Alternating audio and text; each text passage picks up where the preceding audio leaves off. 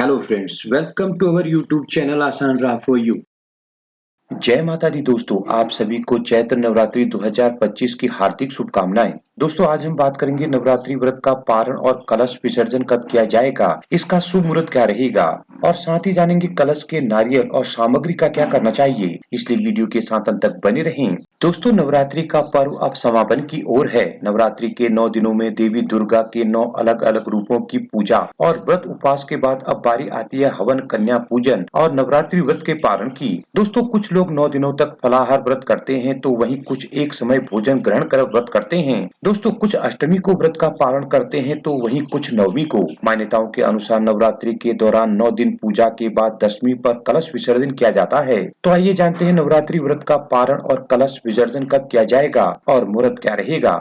आइए जान लेते हैं नवरात्रि व्रत का पारण कब करें। दोस्तों, नवरात्रि पारण को लेकर अलग अलग जगहों की अपनी अलग अलग मान्यताएं हैं। कुछ लोग नवरात्रि व्रत का पारण अष्टमी तिथि को कन्या पूजन के बाद करते हैं तो वहीं कुछ लोग नवमी तिथि में मां सिद्धिदात्री की पूजा, कन्या पूजन और हवन कर व्रत का पारण करते हैं। दोस्तों, बहुत से लोग प्रतिपदा के दिन से लेकर नवमी तिथि तक पूरे 9 दिन के व्रत का पालन करते हैं। शास्त्रों के अनुसार पारण के लिए नवमी तिथि के अस्त होने से पहले का समय ही सर्वश्रेष्ठ माना गया है। साथ ही दशमी तिथि भी नवरात्र पारण के लिए उपयुक्त मानी गई है।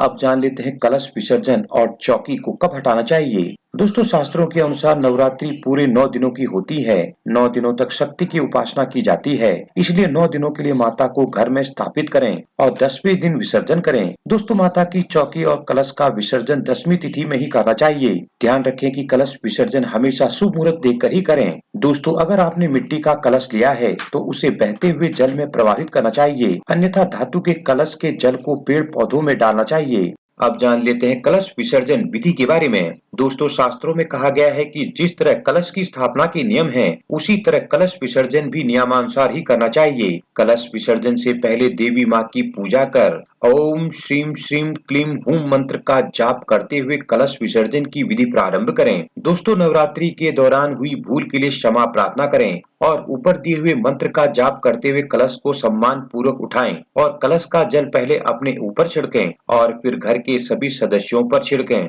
दोस्तों, इसके बाद कलश का जल घर के चारों ओर छिड़कें और फिर कलश में पड़े हुए सिक्के को तिजोरी में रख दें और बाकी बचा हुआ जल तुलसी के पौधे पर चढ़ा दें। दोस्तों, कलश पर बंधा कलावा खोलकर स्वयं धारण करें या किसी पौधे की जड़ में रख दें। अब जान लेते हैं नवरात्रि 2025 कलश विसर्जन का शुभ मुहूर्त पारण कब और कितने बजे किया जाएगा। दोस्तों, दशमी तिथि आरंभ होगी 6 अप्रैल सायंकाल 7:23 पर और दशमी तिथि का समापन होगा 7 अप्रैल रात्रि 8 बजे। दोस्तों, दशमी तिथि समाप्त होने से पहले आप कभी भी नवरात्रि व्रत का पारण कर सकते हैं। दोस्तों, इस दिन कलश विसर्जन का शुभ मुहूर्त रहेगा 7 अप्रैल दिन सोमवार प्रातः 9:01 से दोपहर 12:53 तक। आप जान लेते हैं कलश के नारियल का क्या करना चाहिए। दोस्तों, शास्त्रों के अनुसार कलश के ऊपर रखे नारियल को श्रीफल कहा जाता है। श्री अर्थात लक्ष्मी। कहते हैं कि इस पर माता की विशेष कृपा और आपके 9 दिनों की तपस्या का फल होता है। ऐसा माना जाता है कि नवरात्रि के उपरांत अगर आप इस नारियल को लाल कपड़े में लपेटकर पूजा स्थल पर रख देते हैं तो यह आपके लिए विशेष तौर पर फलदायी साबित होता है।